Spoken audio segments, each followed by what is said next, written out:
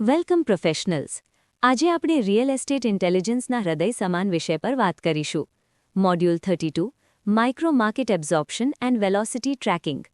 એક senior valuer તરીકે તમારે સમજવું જોઈએ કે વેલ્યુએશન માત્ર આજના ભાવ નક્કી કરવા પૂરતું મર્યાદિત નથી. સાચું મૂલ્યાંકન એ છે કે માર્કેટમાં માલ કેટલી ઝડપે વેચાય છે, એટલે કે તેની સેલ્સ વેલોસિટી, અને નવી સપ્લાય કેટલી જલ્દી ઓગળે છે, એટલે કે તેનો એબ્ઝોર્પ્શન રેટ. આ મોડ્યુલ તમારા સ્ટેટિક વેલ્યુએશનને ડાયનામિક ફોરકાસ્ટિંગમાં ફેરવી નાખશે. હિન્દી પરંપરાગત પાઠલેખ.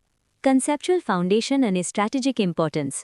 રિસર્ચર અને સિનિયર વેલ્યુઅર વચ્ચેનો તફાવત અહીં જ સ્પષ્ટ થાય છે.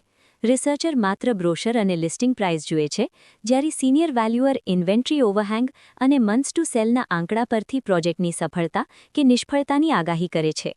ઐતિહાસિક રીતે આપણે લિનિયર ગ્રોથ ધારતા હતા, પણ 2008ની કટોકટી પછી સમજાયું કે જો અબ્ઝોર્પ્શન રેટ ઘટે તો હોલ્ડિંગ કોસ્ટ વધે છે અને અંતે પ્રોજેક્ટની એનપીવી શૂન્ય થઈ શકે છે.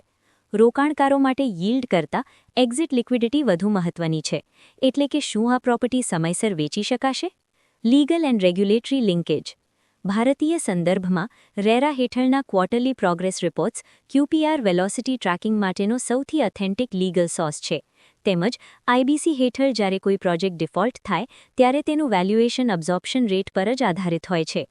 આંતરરાષ્ટ્રીય ધોરણો જેવા કે IVS 105 અને RICS રેડ બુક મુજબ માર્કેટેબિલિટી સાબિત કરવા માટે રિસર્ચ ડેટા ટાંકવો ફરજિયાત છે. જો વેલ્યુઆર વાસ્તવિકતાથી વિપરીત ઊંચો અબ્ઝોર્પ્શન રેટ ધારે તો તે પ્રોફેશનલ મિસકન્ડક્ટ ગણાઈ શકે છે. માર્કેટ ઇન્ટેલિજન્સ અને બિહેવિયરલ બાયસ. ડેવલપર્સ ઘણીવાર સોફ્ટ લોન્ચમાં આર્ટિફિશિયલ વેલોસિટી બતાવે છે, જે વાસ્તવમાં ઇન-હાઉસ બુકિંગ હોઈ શકે છે. તમારે હર્ડિંગ ઇફેક્ટથી બચવું જોઈએ. બાજુના પ્રોજેક્ટમાં વેચાણ સારું હોય તો તમારા પ્રોજેક્ટમાં પણ સારું જ હશે તેવી ધારણા જોખમી છે.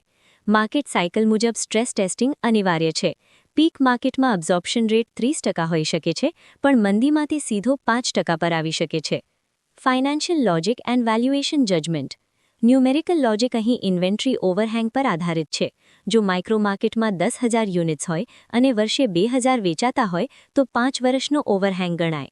પ્રોફેશનલી સલાહભર્યું છે કે જો સપ્લાય વધુ હોય તો આક્રમક ભાવ વધારાને બદલે ફ્લેટ પ્રાઇસિંગ અથવા કન્ઝર્વેટિવ અબ્ઝોર્પ્શન ધાલવું. એગ્રેસિવ વેલ્યુએશન બેંકો માટે એનપીએનું જોખમ ઊભું કરે છે. તમારી નૈતિકતા એવિડન્સ બેઝડ ફોરકાસ્ટિંગમાં છે. Practical scenarios and case studies. અમદાવાદના SG હાઇવેના મેગા પ્રોજેક્ટ ટ્રેપમાં જોયું તેમ માત્ર ડેવલપરના પાસ્ટ ટ્રેક રેકોર્ડ પર ભરોસો ન કરતા આખા માઇક્રો માર્કેટની વેલોસિટી જોવી જોઈએ. જો વર્ષે માત્ર 500 યુનિટ્સ વેચાતા હોય તો 1,000 યુનિટ્સના પ્રોજેક્ટને પૂરા થતાં 5 થી 7 વર્ષ લાગી શકે છે. બેંગ્લોરના કેસ સ્ટડી પરથી શીખવા મળે છે કે સ્ટેટિક રેઝિડ્યુઅલ મેથડને બદલે ફેઝડ અબ્ઝોર્પ્શન DCFનો ઉપયોગ કરવો વધુ સચોટ છે. અંતે હંમેશા યાદ રાખજો કે વેલોસિટી એ માત્ર આંકડો નથી, પણ માર્કેટની લિક્વિડિટી છે. ડેટાના સોર્સને હંમેશા રેરા, સાઇટ વિઝિટ અને કોમ્પિટિટર સર્વે દ્વારા ટ્રાયેંગ્યુલેટ કરો. તમારી એક્સપર્ટીઝ ત્યારે જ દેખાશે જ્યારે તમે એક્ઝિટ સ્ટ્રેટેજીને વેલ્યુએશનનો અભિન્ન ભાગ બનાવશો.